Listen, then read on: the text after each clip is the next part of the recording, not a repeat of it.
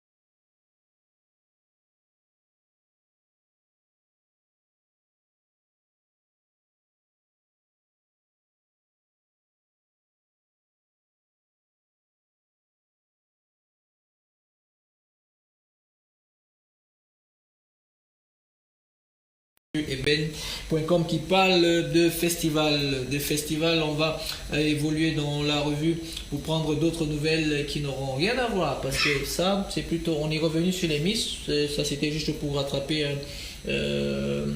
un papier de la consoeur aînée qui n'est d'autre que Monica Kodo qui a voulu également qu'on parle de ça parce qu'elle a suivi notre commentaire lorsqu'on revenait sur ces dons qui ont été remis à Julie Samantha Edima et ces dauphines qui ont reçu officiellement depuis mardi dernier ce qui leur est dû par les différentes personnes et c'était beaucoup plus par rapport au nom parce qu'en dehors de Julia Samantha Edima il y a d'autres noms qui échappent un peu mais c'est beaucoup plus au nom, c'est pour ça que vous allez voir tout ça a été mis en gras. Sachez qu'après Julia Samantha, certainement ça va vous permettre de noter une fois de plus, vous avez Sonia Itaba, vous avez Naola Prandi, vous avez Marion Fon Achou, vous avez Marthe Sondi et Noëlla Atem.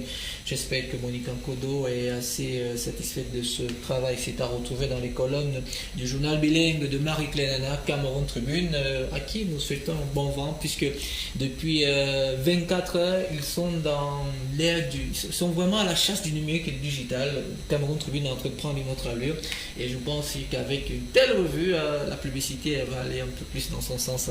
On se comprend à la directrice de publication Marie-Claire Nana. On va quitter Cameroun Tribune et se retrouver dans le webzine Boko Magazine. L'article porte la signature de Yvan Lionel Ondoa. Ubuntu ou l'enfance vue par Grâce Dorothée Tongue, notre point de suspension, il vous présente alors ce masque, oui, parce que c'était lors du vernissage que le confrère Lionel se retrouvait à l'IFC Antenne de Yaoundé, qui revient alors sur l'historique, sur l'usage et aussi également la raison de ce vernissage qui s'est tenu à l'Institut français du Cameroun, Institut français Antenne de Yaoundé, et ce jusqu'à, le kick-off c'était prévu pour le 22 février, le kick-off c'était le 22 février et il est toujours disponible de le regarder, ce sera jusqu'au 31 mars. C'est un cocktail de souvenirs qui revient un peu sur l'émotion historique de ce qu'on peut retrouver ici. C'est un papier qui allie un peu en même temps de la tradition et de la modernité avec un grand plus, si on peut situer au niveau du pourcentage, presque 80% de patrimoine. C'est pourquoi je vous le recommande. Vous allez certainement comprendre qu'il ne faut pas être initié. C'est pourquoi je l'ai pris en deux niveaux. Allons-y voir la deuxième page de cet article que nous proposent les confrères de Boko Magazine, toujours sur ce masque. Là, en deuxième page, c'est assez différent parce que les paragraphes que j'ai pris pour la deuxième page reviennent un peu sur... Merci. Dans la suite, c'est pour prendre d'autres actualités qui tournent autour notamment de la mode et ce que les confrères ont écrit. Vous allez voir, à la fin, je vais vous proposer autre chose. On peut prendre la prochaine, s'il vous plaît. Allons-y à la prochaine parce que là, ça va me permettre de me retrouver au niveau des éléments. Et c'est avec notre consort. On aurait pu faire un arrêt mercredi, mais pour se rattraper, on a voulu le faire aujourd'hui. Il s'agit de la nouvelle chaîne de télévision privée qui a lancé son casting. Vous avez certainement reconnu, si vous êtes un homme des médias, ce visage Eskeli Bimaï qui a décidé de se lancer à son propre compte lorsqu'on sait que ce n'est pas facile. C'est vrai que lorsqu'on annonçait alors dans le forum de travail, il y a certains qui se posaient la question de savoir comment est-ce qu'elle va s'en sortir, sur quoi elle compte. Les éléments de réponse sont à retrouver sur www.events.com. Elle qui est passée par des chaînes de télévision privées, des petits locaux, de grands locaux, avant de se lancer. Les éléments de réponse sont à retrouver sur ces différents comptes.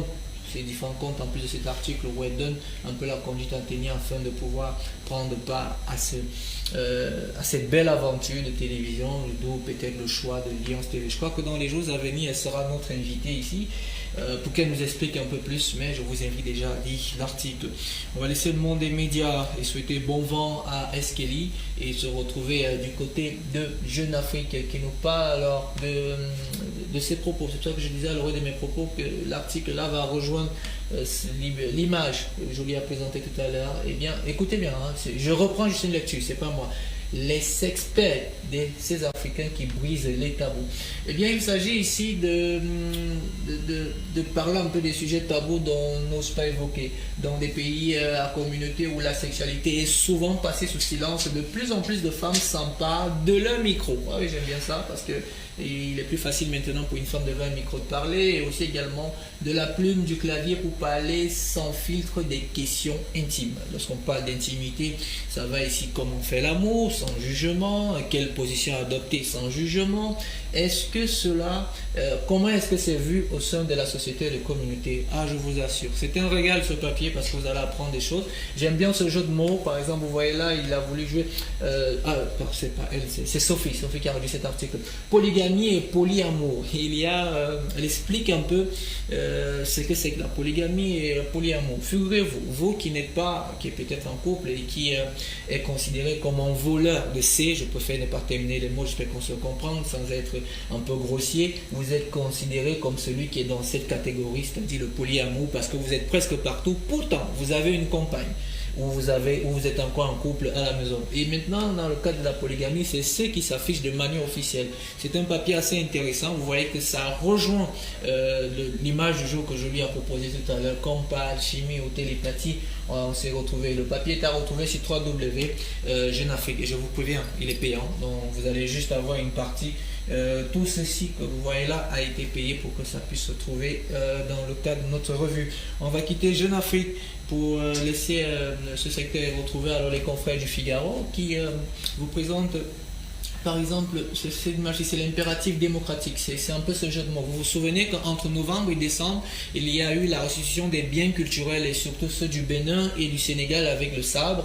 Et depuis un bon bout, on se pose la question, qu'en est-il du Cameroun, qu'en est-il de la République démocratique du Congo ou encore même des autres pays tels que l'Afrique du Sud et la Tunisie? C'est chacun qui va à son niveau. Les éléments de réponse sont à retrouver dans les colonnes du Figaro qui l'a mis en une. J'ai agrandi ça pour vous ici. Le débat civique qui tourne autour de ces restitutions d'objets parce que pour certains, les musées se sont arrangés.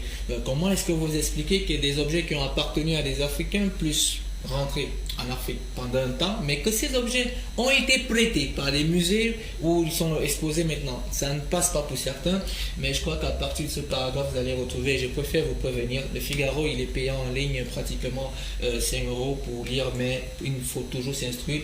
Et l'arrêt de cet article, quand je discutais avec le rédacteur en chef, c'est le fait que la nouvelle génération doit être au courant de tout ce qui tourne, pour qu'enfin, on ne se dise plus que le patrimoine appartient à une certaine tranche d'âge ou bien à certains initiés. C'est à retrouver dans cette parution du Figaro.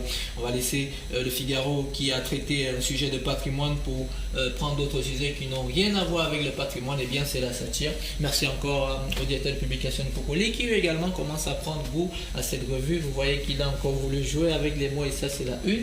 Vous avez certainement reconnu le ministre, de quel ministre il s'agit ici. Vous avez reconnu quel président de quelle fédération il s'agit ici et plus à côté de quel sélectionneur il s'agit. C'est un peu la manière de voir un peu comment est-ce que l'ambiance se déroule maintenant autour des Lions indomptables. Et comme toujours, il y a toujours cet extrait que moi je prends qui me plaît.